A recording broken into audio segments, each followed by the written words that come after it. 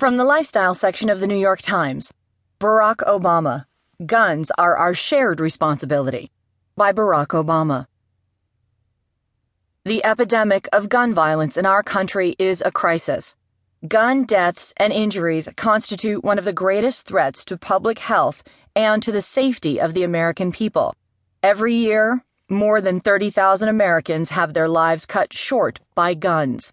Suicides, domestic violence, gang shootouts, accidents. Hundreds of thousands of Americans have lost brothers and sisters or buried their own children. We're the only advanced nation on earth that sees this kind of mass violence with this frequency. A national crisis like this demands a national response.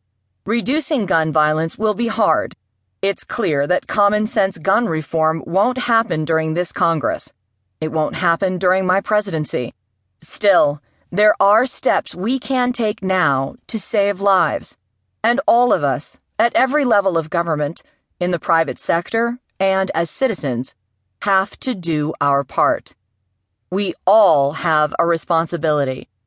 On Tuesday, I announced new steps I am taking within my legal authority to protect the American people and keep guns out of the hands of criminals and dangerous people.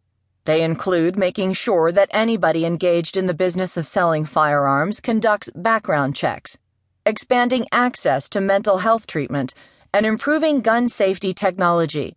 These actions won't prevent every act of violence or save every life, but if even one life is spared, they will be well worth the effort. Even as I continue to take every action possible as president, I will also take every action I can as a citizen.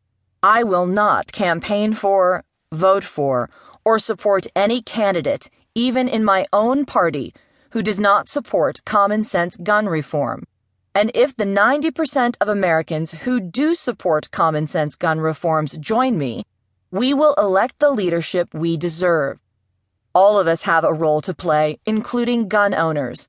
We need the vast majority of responsible gun owners who grieve with us after every mass shooting, who support common-sense gun safety, and who feel that their views are not being properly represented, to stand with us and demand that leaders heed the voices of the people they are supposed to represent.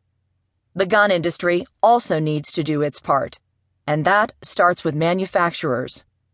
As Americans, we hold consumer goods to high standards to keep our families and communities safe. Cars have to meet safety and emissions requirements. Food has to be clean and safe. We will not end the cycle of gun violence until we demand that the gun industry take simple actions to make its products safer as well. If a child can't open a bottle of aspirin, we should also make sure she can't pull the trigger of a gun. Yet today, the gun industry is almost entirely unaccountable. Thanks to the gun lobby's decades of efforts, Congress has blocked our consumer products safety experts from being able to require that firearms have even the most basic safety measures. They've made it harder for the government's public health experts to conduct research on gun violence. They've guaranteed that manufacturers enjoy virtual immunity from lawsuits, which means that they can sell lethal products and rarely face consequences. As parents, we wouldn't put up with this if we were talking about faulty car seats. Why should we tolerate it for products, guns, that kill so many children each year?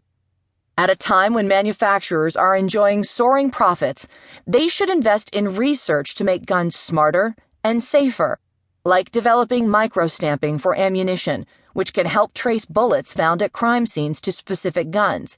And, like all industries, gun manufacturers owe it to their customers to be better corporate citizens by selling weapons only to responsible actors. Ultimately, this is about all of us. We are not asked to perform the heroism of 15-year-old Xavion Dobson from Tennessee, who was killed before Christmas while shielding his friends from gunfire. We are not asked to display the grace of the countless victims' families who have dedicated themselves to ending this senseless violence. But we must find the courage and the will to mobilize, organize, and do what a strong, sensible country does in response to a crisis like this one. All of us need to demand leaders brave enough to stand up to the